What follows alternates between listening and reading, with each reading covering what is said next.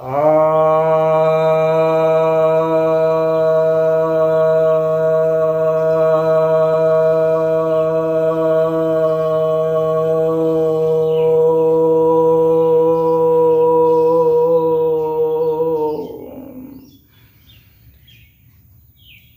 भक्तजनों को सप्रेम नमन। भक्तों, आज मैं आपको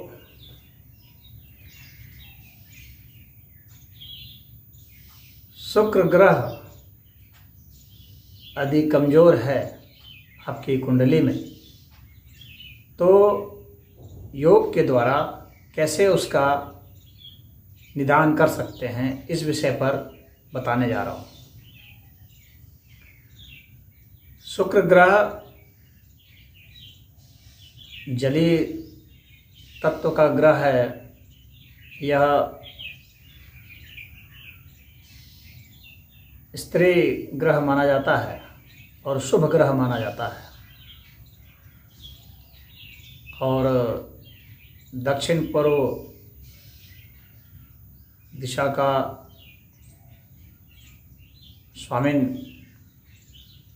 स्वामित्व से उपलब्ध है। यह ग्रह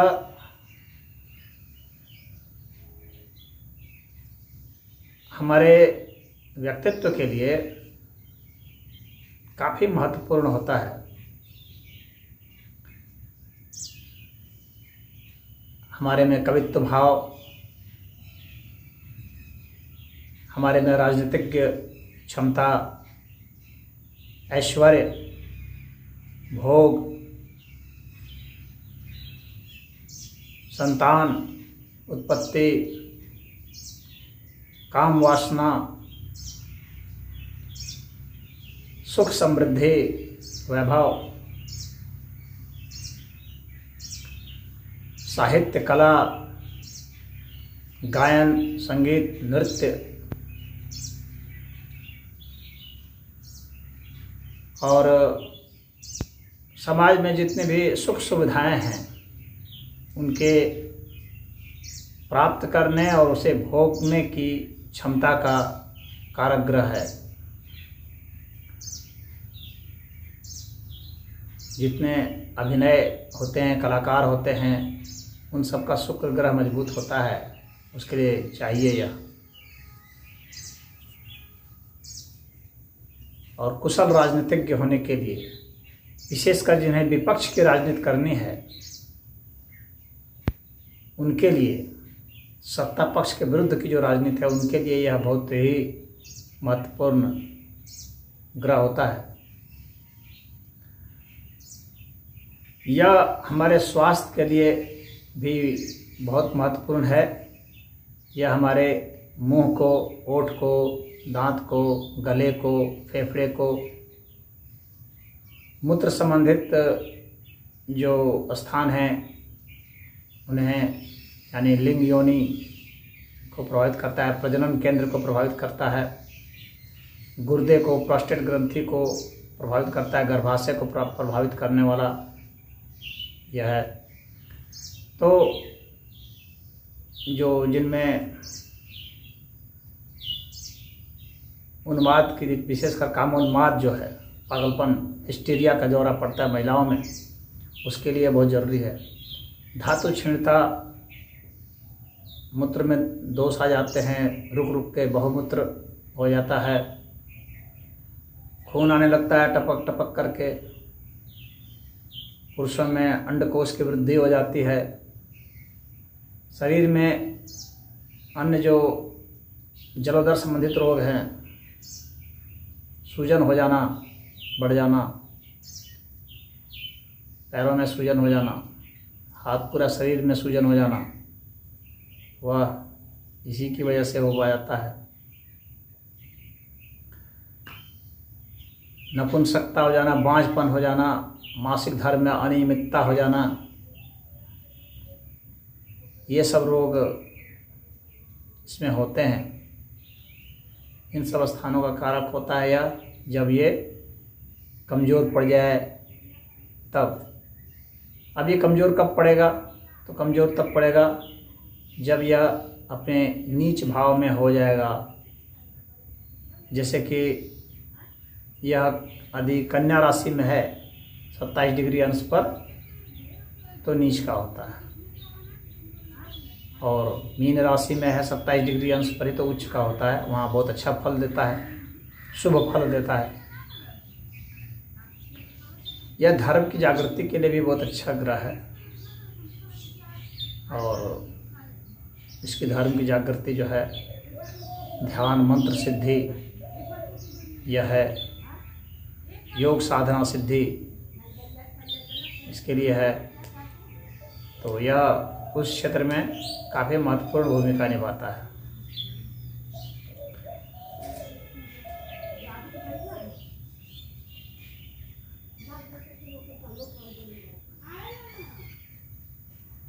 शुक्र ग्रह जब आपकी जो कुंडली है, जो बर्थ चार्ट है, उसमें यदि शत्रु ग्रह की राशियों में हो, या शत्रु ग्रह से दृष्ट हो, या शत्रु ग्रह के साथ युक्त हो, तो यह कमज़ोर माना जाता है। जैसे कि सूर्य है, चंद्र है, इनके साथ यदि यह है, या इनकी राशि में बैठा हुआ है, जैसे सूर्य की राशि सिंह राशि है, वहाँ बैठा है, या चंद्र की राशि कर्क राशि है, वहाँ बैठा है, तो यह कमज़ोर होगा। उनके द्वारा ये दृष्टिपात किया जा रहा है, उनकी सीधी दृष्टि इन पर पड़ रही है, यानी जिसे सातवीं दृष्टि कहते हैं, तो यह वहाँ पर कमज़ोर होता है। या उन्हीं के साथ बैठा हुआ है किसी भाव में, तो यह कमज़ोर हो जाता है। यदि अपने ही भाव में है,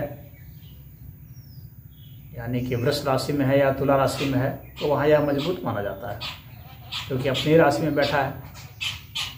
और अपने मित्र ग्रह के साथ अगर है तो मजबूत माना जाता है, जैसे शनि के साथ है या राहु के साथ है, तो ये मजबूत होता है। बुध के साथ भी है तो मजबूत होता है, वह भी इसका मित्र है।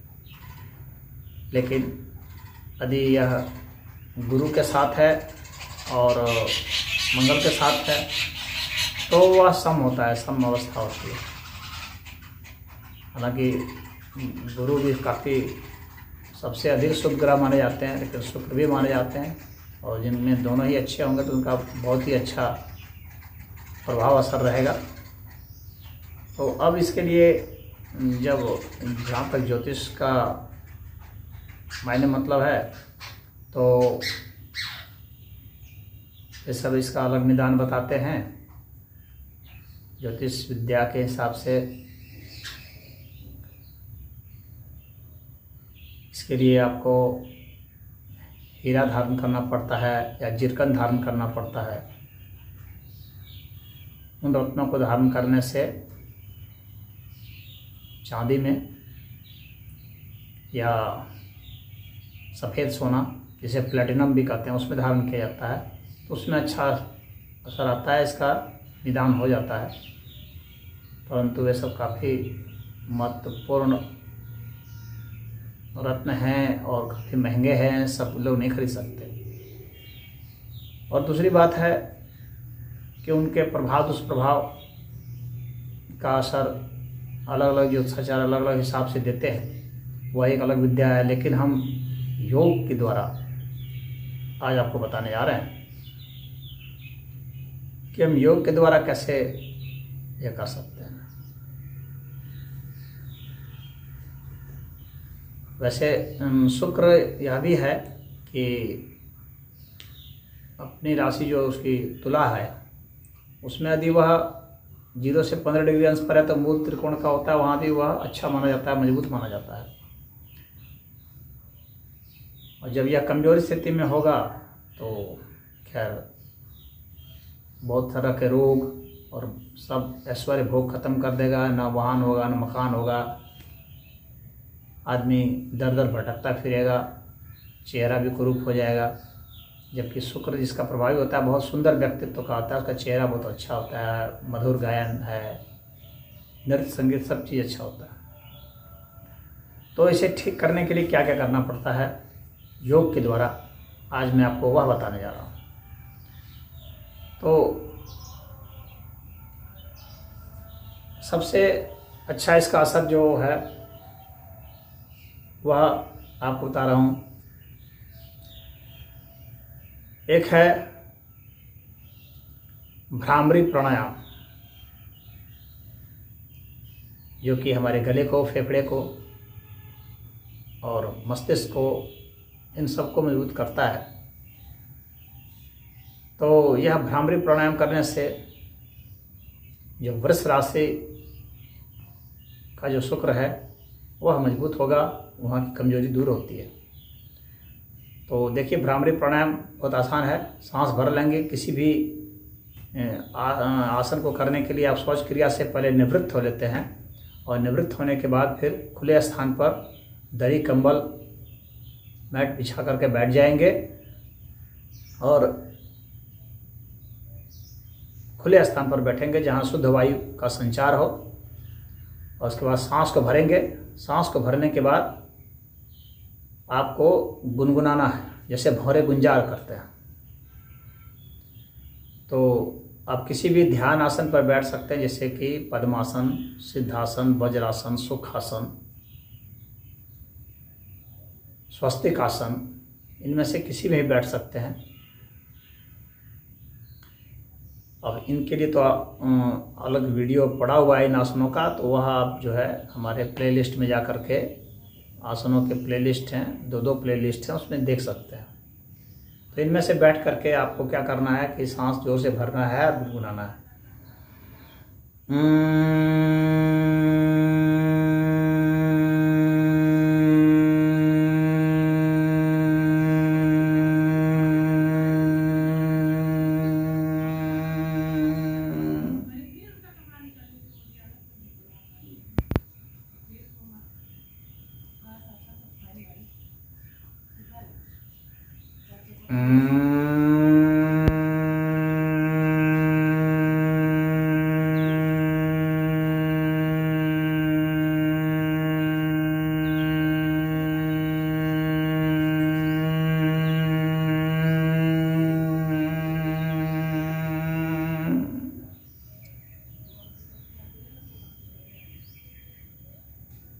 इस तरह से आप कम से कम 21 बार करेंगे और अपनी क्षमता के अनुसार इसको आगे बढ़ाते जाएंगे। अब इसके बाद दूसरा प्राणायाम है, वह है उज्जाई भ्रामरी संयुक्त प्राणायाम।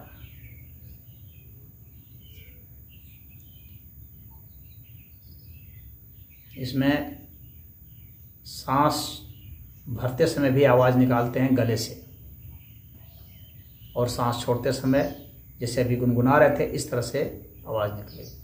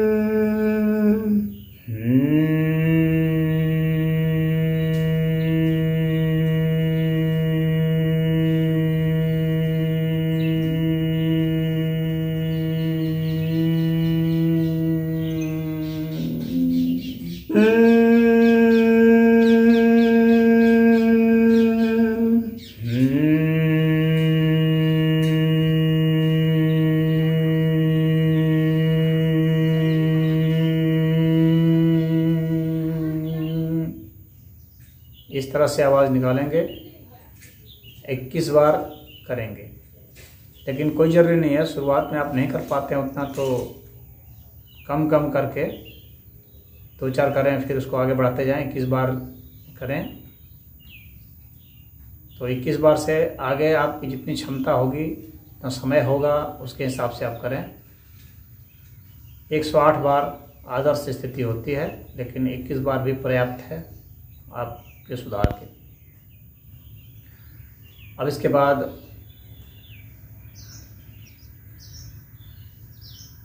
आपको बतला रहा हूँ कि मूलबंध इसके लिए बहुत ही कारगर है। यह तुला राशि से संबंधित जो शुक्र है उसमें जो दोष आ जाते हैं उससे संबंधित है। इसमें क्या करेंगे, श्वास को पहले बाहर निकाल देंगे, फिर सांस को रोक देंगे, फिर अपने मूत्र द्वार को और मल द्वार को ऊपर की ओर खींच लेंगे और ऊपर की ओर खींच करके आप उसको रोक देंगे। ऐसे रोकेंगे जैसे कि अगर हमें बहुत ज़ोर से पेशाब लगा हो और उसे रोकना हो तो रोकते हैं जिस तरह से वैसे, और यदि हमें टट्टी लगी हो और हमें रोकना है तो वैसे रोकते हैं, यानी ऊपर की ओर खींचे रखेंगे। ये कोशिश आपको करनी है। और जब ऊपर की ओर खींच लेंगे एक बार, तब फिर धीरे धीरे सांस छोड़ेंगे, परंतु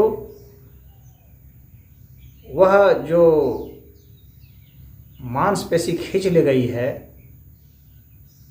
गुदा द्वार की और मूत्र द्वार की, उसको जो है हम वापस नहीं जाने देंगे, उसको ऊपर ही खींचे रखेंगे। भले हमारी सांस आएगी जाएगी, हालांकि सांस छोटी हो जाएगी, पूरी लंबी नहीं आ पाएगी, क्योंकि आपका एक हिस्सा उसको खींचा रहेगा, तो आपका पेट पूरा नहीं ज़्यादा फूल सकता है, आपका डायफ्राम उतना नहीं हिलेगा, तो सांस छोटी हो जाएगी, लेकिन ठीक है, आप उसको मेंटेन करते रहेंगे।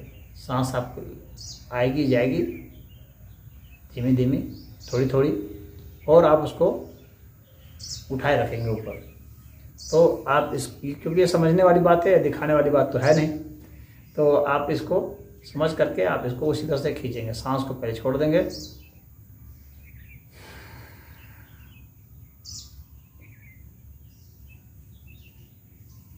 एक चीज़ बता दें, जब सांस छोड़ करके जब हम खींचेंगे तो ये जो है हमारा कंधा उचक जाएगा, क्योंकि हम जोर लगाएंगे, ऊपर कर खींचे रखेंगे, कंधा उचक जाएगा और आपके नाभि पर अच्छा बल पड़ेगा और मल द्वार मूत्र द्वार पर अच्छा बल पड़ेगा।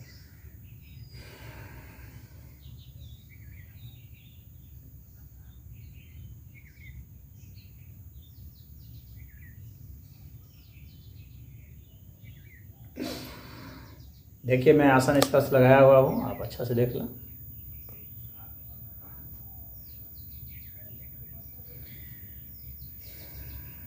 आपको ये दिखाता हूँ।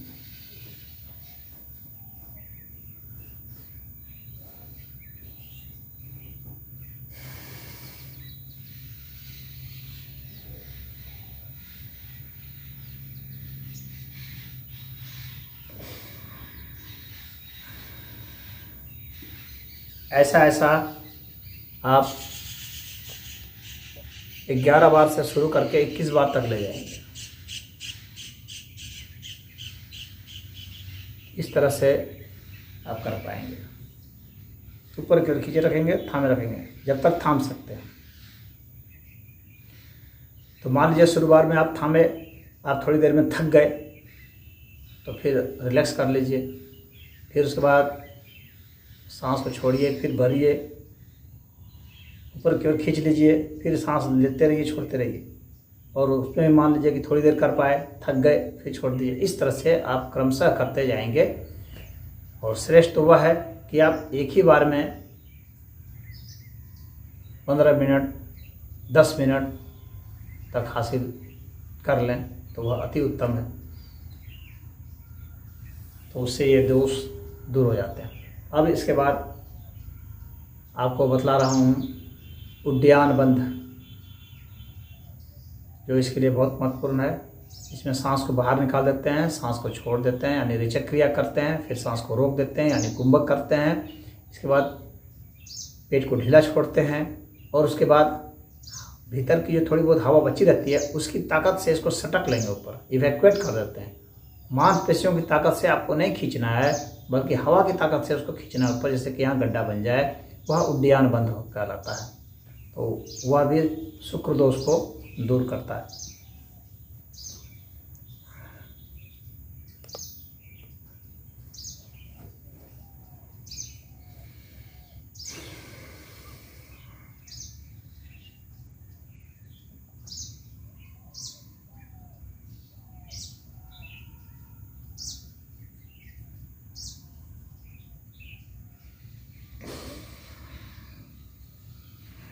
इस तरह से मैंने आपको एक बार दिखाया, आपको 21 बार तक करने की ताकत हासिल करनी होगी।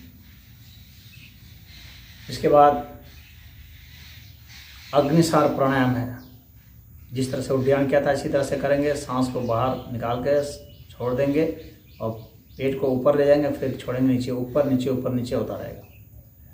तो जितना आप एक बार में जितनी बार कर सकते हैं करें, और वैसा वैसा जो है आपको 21 बार करना है।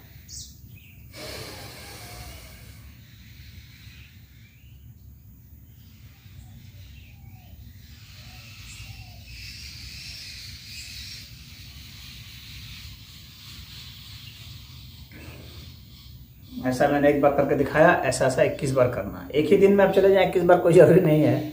आप शुरू में 2 बार 3 बार आपकी जितनी क्षमता है करते जाइए, लेकिन आपका लक्ष्य हुआ रहना चाहिए कि वहाँ तक मुझे पहुँच जाना है। अब इसके बाद आपको बताता हूँ अश्विनी मुद्रा, जो इसके लिए बहुत ही महत्वपूर्ण है। अश्विनी मुद्रा में क्या करते हैं ये समझाना ही है बस। इसके भी आपको सांस निकाल देनी है, हवा रोक देनी है, यानी कुंभक कर देना है। सांस निकालना मतलब रिचेक करना है, और उसके बाद क्या करना है कि मल द्वार को बाहर की ओर धकेलना है, जैसे लैट्रिन करते हैं उस तरह से, और फिर उसको अंदर की ओर खींच लेना है, फिर बाहर की ओर धकेलना है, फिर अंदर की ओर खींच देना है। ऐसा एक बार के सांस रोकने में आप जितनी बार कर सकते हैं। इसे दोनों विधियों से किया जाता है, यानी सांस को बाहर निकाल करके रोक करके करते हैं, और सांस को भर करके रोक करके भी करते हैं।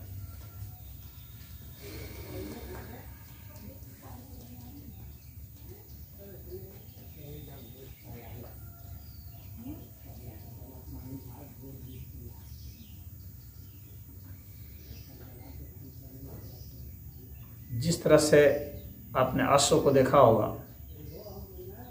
कि टट्टी करते समय गुदा द्वार को बाहर की ओर निकालता है, फिर अंदर की ओर सिकोड़ता है, बाहर निकालता है, अंदर की ओर सिकोड़ता है।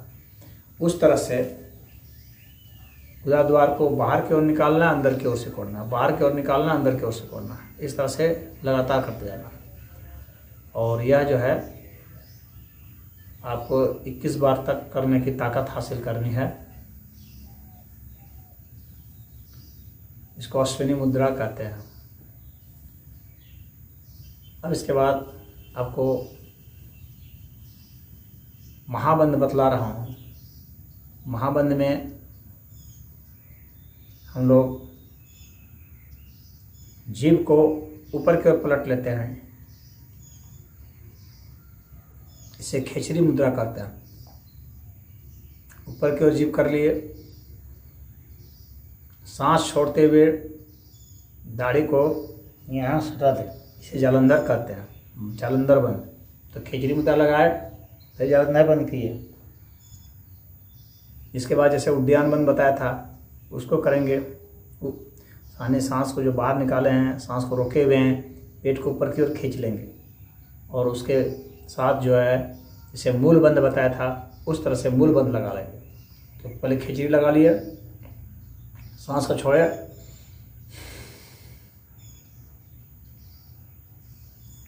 ये जालंधर बंद हो जाएगा। इसके बाद पेट को ढीला छोड़ देंगे और खींच लेंगे ऊपर, वो उद्यान बंद हो जाएगा। फिर मल द्वार और मूत्र द्वार को ऊपर सिकोड़ लेंगे, वो मूल बंद हो जाएगा। और जिस तरीके से इसको बंद मतलब लगाते गए थे उसी हिसाब से उसके विपरीत दिशा में चलते हुए इसको खोल देंगे जब छोड़ेंगे तब। यानी पहले मूल बंद को छोड़ देंगे, फिर उद्यान बंद को छोड़ देंगे, फिर जालंधर बंद को छोड़ देंगे, फिर खेचरी को छोड़ देंगे। ये महाबंद हो जाएगा।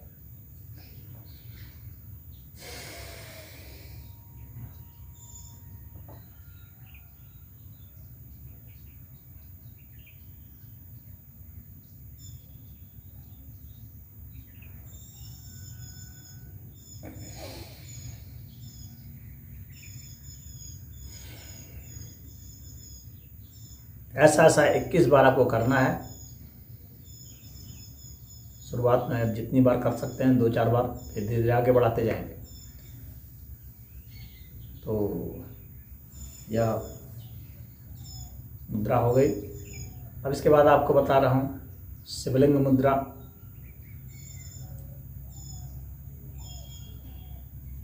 दाएं हाथ के अंगूठा को पर खड़ा कर लेंगे, बाएं हाथ के अंगूठे से पकड़ लेंगे, इसको बंद कर लेंगे। दो तरीके से किया जाता है, आप देख लीजिए इस तरह से, और एक देख लीजिए ऐसे। ऐसे मुट्ठी फंसा करके ऐसे करते हैं, ये शिवलिंग मुद्रा है। इसे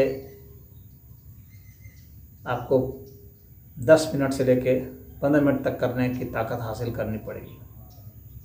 दूसरा है शिखर मुद्रा।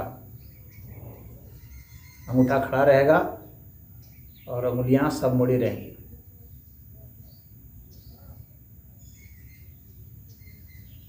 श्वास पर ध्यान रहेगा। आराम से सांस लेना है, आराम से सांस छोड़ना है।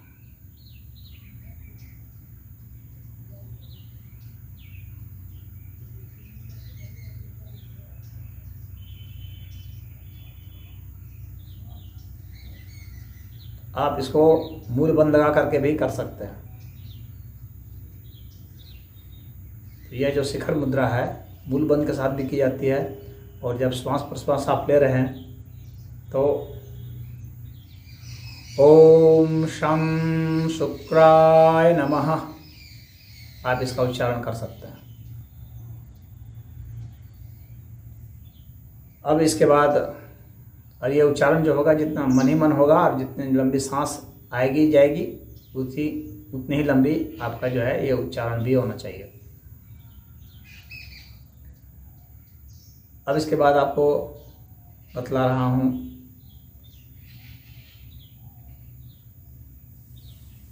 कुछ आसन जो कि इसके लिए बहुत ही लाभदायक है।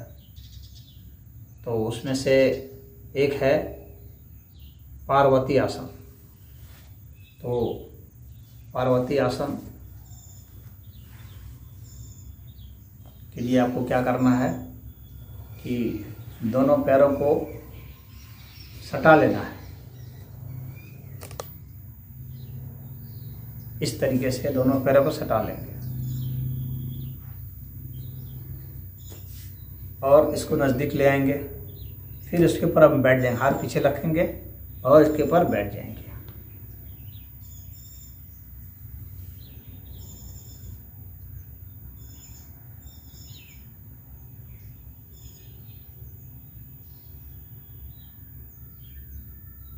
इस स्थिति में 3 मिनट तक रहने का आपको दमखम हासिल करना है।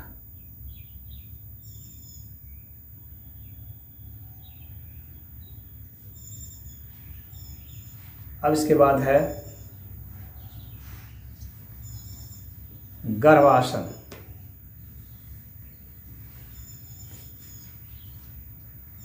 गर्भासन के लिए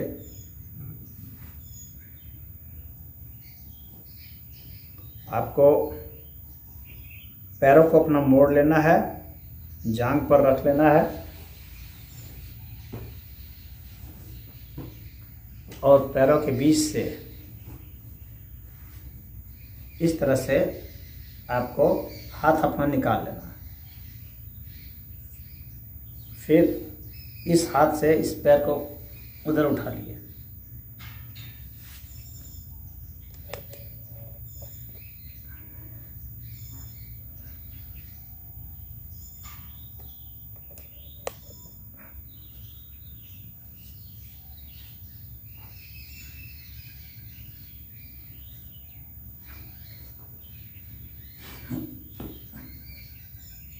कान को फिर पकड़ लेना, एक जगह देखेंगे।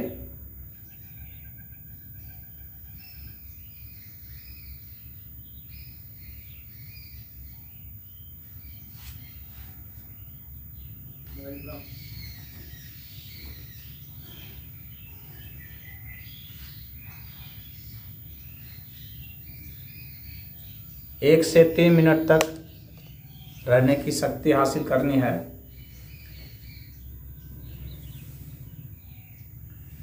अब इसके बाद पूर्ण पश्चिमोत्तानासन और जानुभरासन, ये 2 आसन हैं, काफ़ी महत्वपूर्ण है इसके लिए। पहले जानु भारासन बतला देता हूँ। खड़े हो जाएंगे और धरती को छुएंगे।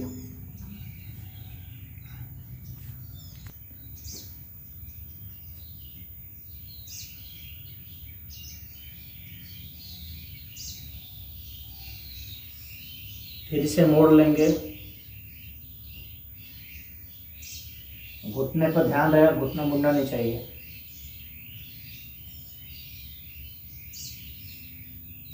फिर हथेली को जमीन पर रख देंगे ऐसे, और एक एक पोजीशन पर 3-3 मिनट रहने का दम चाहिए। फिर हाथ को यहाँ ले आएंगे और इससे यहाँ सर सटा देंगे यहाँ।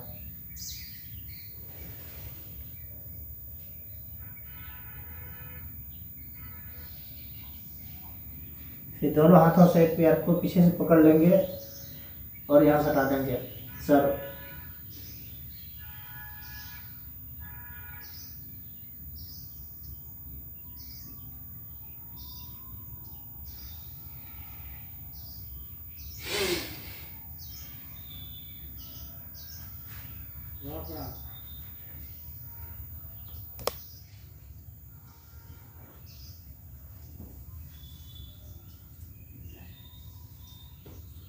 पूर्ण पश्चिमोत्तानासन के लिए पैर को सामने फैला देंगे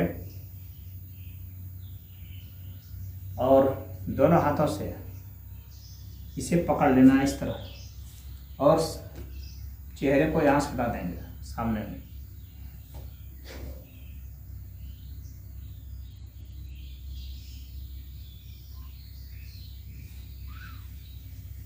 तीन मिनट तक ऐसा रहने का दम चाहिए। यदि आपसे शुरू में नहीं हो रहा है ऐसा, तो आप हाथ को ऐसे करेंगे और सांस छोड़ते हुए आगे की ओर झुकेंगे।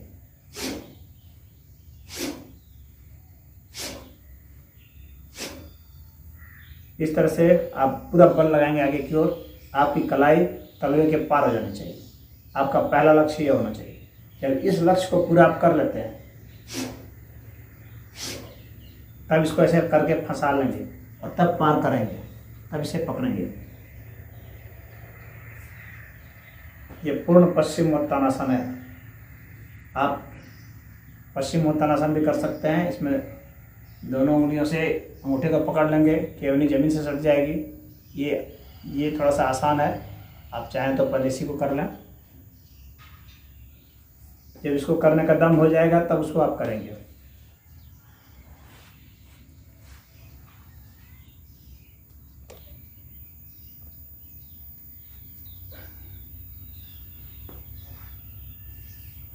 अब इसके बाद एक क्रिया है जिसको वज्रौली क्रिया कहते हैं।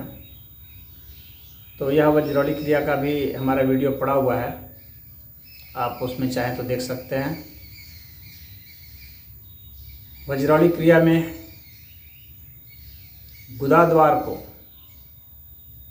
और मूत्र द्वार को, इन दोनों का प्रयोग करते हैं और इनके जरिए इनको इस तरह से सिकुड़ते हैं भीतर की ओर। पहले सिकुड़ने की जब पूरी शक्ति आ जाए, पूरा अभ्यास हो जाए, आपको सामान्य रूप से अधिक ऊपर सिकोड़ना है। जब इसका अभ्यास हो जाए आपको, तब फिर आपको पानी को खींचने की कोशिश करनी है मूत्र द्वार से, गुदा द्वार से, और फिर और दूसरा गाढ़ा तरल पदार्थ जैसे कि शहद हो गया या जैसे दूध हो गया तो दूध ले लेंगे, फिर शहद ले लेंगे। इस तरीके से उसका प्रयोग करते हैं।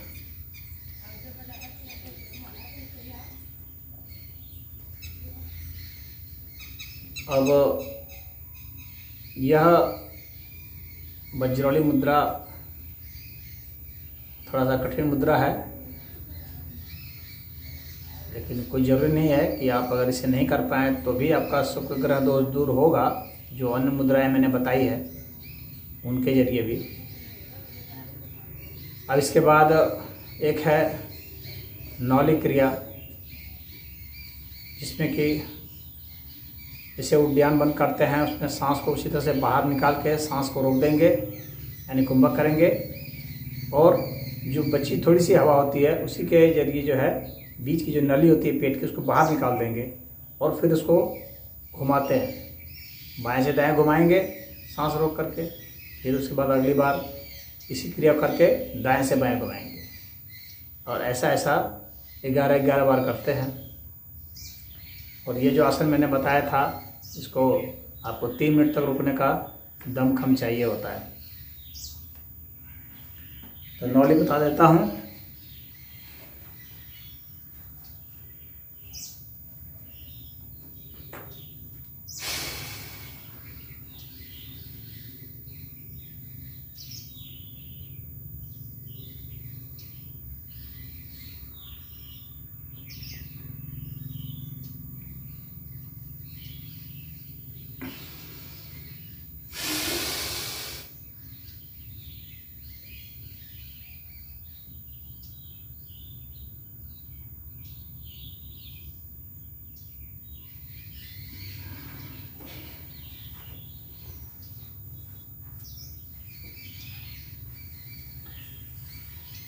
इतना करने से आपका शुक्र दोष निश्चित ही दूर हो जाएगा। और सबसे अंत में जो आपको मैं बतलाता हूँ वह है ओमकार का जाप। और इसके लिए आपको वही कोई ध्यान आसन पर बैठ जाना है, पद्मासन, सिद्धासन, वज्रासन, सुखासन। और ये जो है वैराग्य मुद्रा, इस मुद्रा में आप घुटने पर हाथ रख लेंगे इस तरह से,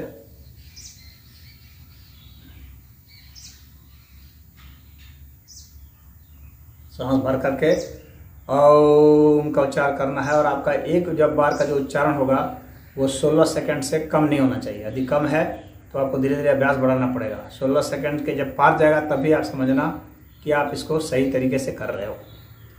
यानी जो ओंकार का उच्चारण होगा वो 16 सेकंड या उससे अधिक होना चाहिए।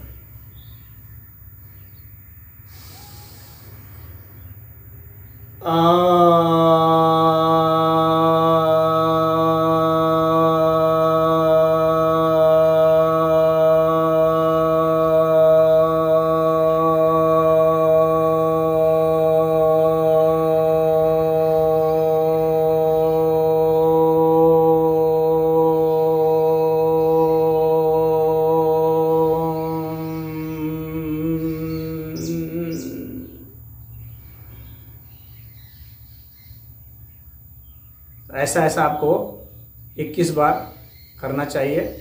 इससे आपका ये कष्ट दूर हो जाएगा। आप इस ओंकार प्राणायाम को 108 बार तक ले जा सकते हैं, लेकिन 21 बार आपको कम से कम करना है, यह ध्यान रहे। इतने से आपका शुक्र दोष निश्चित ही दूर हो जाएगा। आपकी जो भी परेशानी है वे दूर हो जाएंगी। इसमें कुछ आसन और भी हैं जो आप लोगों के विशेष कुछ लाभार्थ हैं, तो वह भी कुछ मैं बता देना चाहता हूँ। जो आप में से उसे कर सकेंगे उनके लिए बहुत ही अच्छा होगा। इनमें से एक है धनुरासन, और एक है चक्रासन, और एक है नाभि आसन, नाभ्यासन। तो इसे मैं आप लोगों को बता देता हूँ। ये कुछ विशेष है, हालांकि अनिवार्य नहीं है। तो पहले धनुरासन बताता हूँ। लेट करके, पेट केवल लेट करके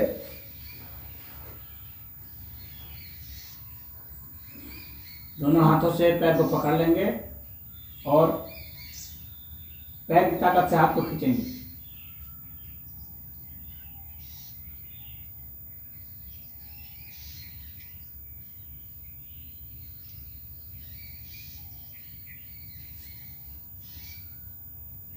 इस पोजीशन पर आपको 3 मिनट तक रहने का दम कम चाहिए।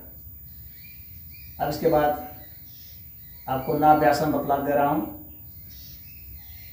दोनों हाथों को नाभि पर रख लेंगे नीचे, और पैर को और इधर सर को पूरा धड़, तो आपको दोनों को उठा लेना है धरती से ऊपर, सिर्फ हाथ जमीन पर रहेगा बस। और 3 मिनट तक आपको रहने की ताकत हासिल करनी है।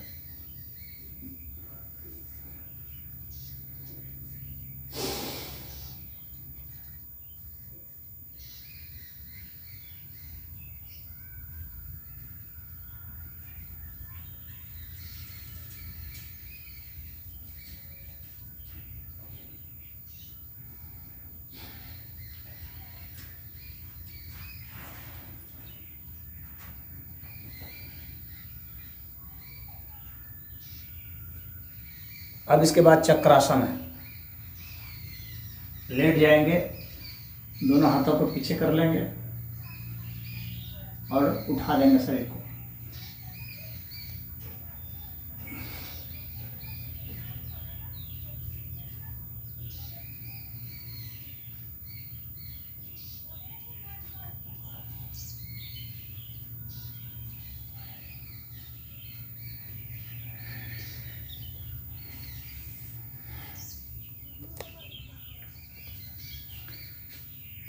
तीन मिनट की ताकत हासिल करनी होगी टिकने की।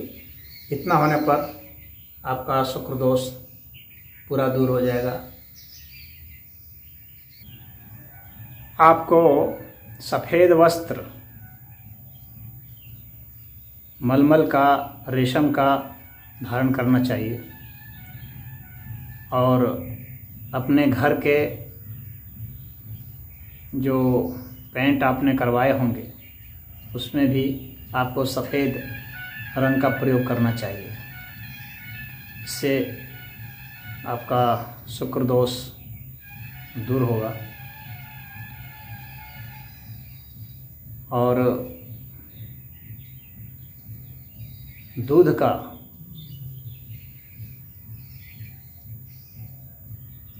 सेवन आप मिश्री के साथ,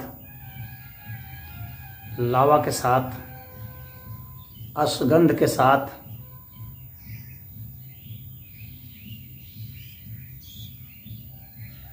लावा का मेरा मतलब ताल मखाना से था,